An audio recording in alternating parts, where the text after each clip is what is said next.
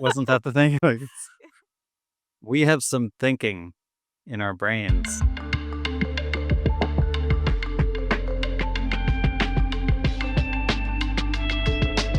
Hi, I'm Jonathan Gold. I'm an expert on Buddhism at Princeton. And I'm Rachel Carbonara. I am an expert on spirituality at Princeton.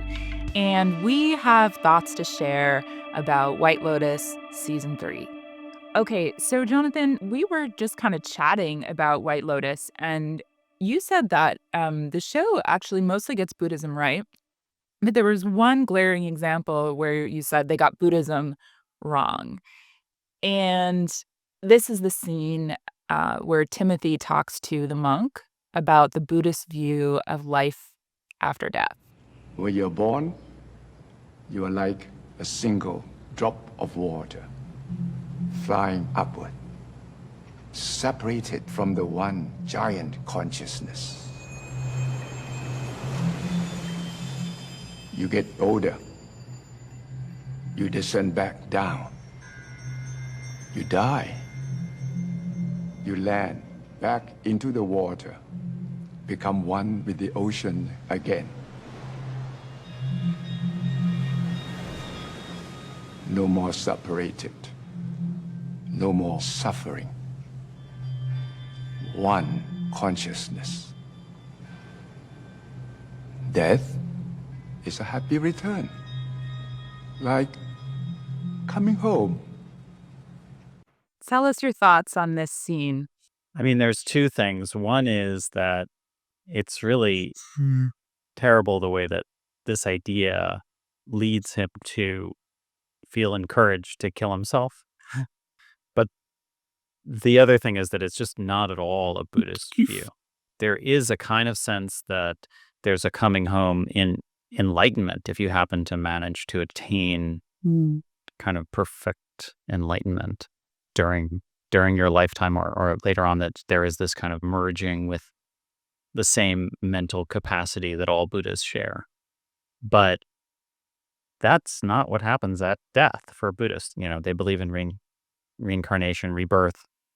The idea that what you have done in the past conditions where you're going to be born again in the next life. And you go immediately there, or there may be an intermediate period, but even during that intermediate period, you're not in some blissful, peaceful state. You're tumbling from one thing to the next. In the actual Buddhist view, death wouldn't really be an escape for Timothy. It would just be a continuation of the same stuff he's dealing with in this lifetime. But he would be in another body, in another life, but he would still be dealing with the same things. Yeah, I mean, he would definitely be dealing with the same past karma, whatever he did in the past to get him where he is. But you are always dealing with whatever the problems are that you haven't dealt with. Yeah, death is not an end. He's not blissfully merging his consciousness with a unifying blissful consciousness. And you mentioned that when we were chatting the other day that this idea that's presented by the monk seems to be maybe more of a Hindu view. Yeah, so it seems like a kind of neo-Vedantin view, a kind of modern take. And also it's similar to certain types of liberation, views of liberation in Hinduism and Vedanta especially. The idea that there's a creator God who sort of splits up into these different personalities or different perspectives, and then eventually sort of takes them back in. And that is a kind of prominent Hindu view, but it's not what is going on from a Buddhist perspective. We have to talk, I think, about Rick's karma. So Rick throughout the season is just obsessed with the man who killed his father and the fact that the man who killed his father ruined his life.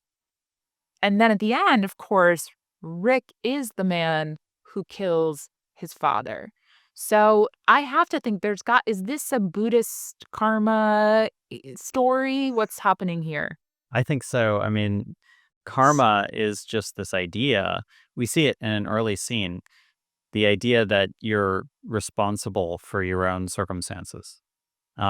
So there's a moment where he's complaining about the food And Chelsea says, "You're such a victim of your own action." Oh, this is so on brand for you. To be a victim of your own decisions. Right. So that's just showing him, that's like identifying him as somebody who's like experiencing his own karma. But your point that it's so amazing. So it's like a perfect karmic circle. He's the one who's ruining his life by killing his father. Mm-hmm. And of course, he's ruined his life in the meantime by being obsessed with there being a guy who killed his father. Right. Forget about him. Okay? You're free. Remember? You're over it. How can I get over everything he's taken from me? He took my whole fucking life. Stop worrying about the love you didn't get. Think about the love you have. I love you. I'm right here.